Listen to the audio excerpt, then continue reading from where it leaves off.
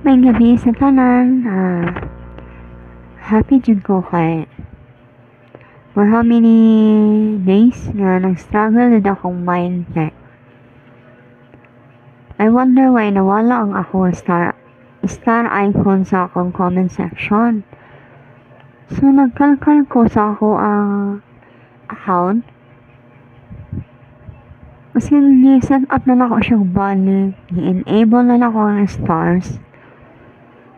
Ni-open na ako halos na tanaw na ko sa mga content creators sa mga videos nila na possible way kung unsaon maibalik ang star icon. Wala ang gihapon. So nag-struggle dyan ko ba? Then naabot it might come out on my mind na mupalit kong star sa Facebook. Kaya gusto na ko i-try kung mo-appear lang ba ang star icon kung mag-send kang star. So it happened na sa dihaning palit ko og star sa Facebook. And then suddenly gusto na ko mag-send og star sa akong kagulingong videos. Alam niyo na, self-supporting, diba? Kumbaga. Di balik kong lantaw sa ako ang professional dashboard. So, nakita na ako dito na kanang star tools need to update the payouts. So, ito nga nakauna-una ako, hala.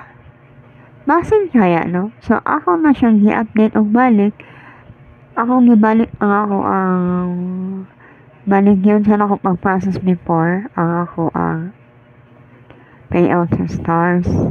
Since dugay na maguni siya nga account, ako lang siyang gibiyaan for some issues nga naitabo na ako think 1 year ago. Sayang medyo kaayo kay na-unlock na dyan ako tanan ang tools, no? So naitabo lang dyan nga nagka-issue ko din. Ning sabay po ba nagka-red tag ko kay Meta.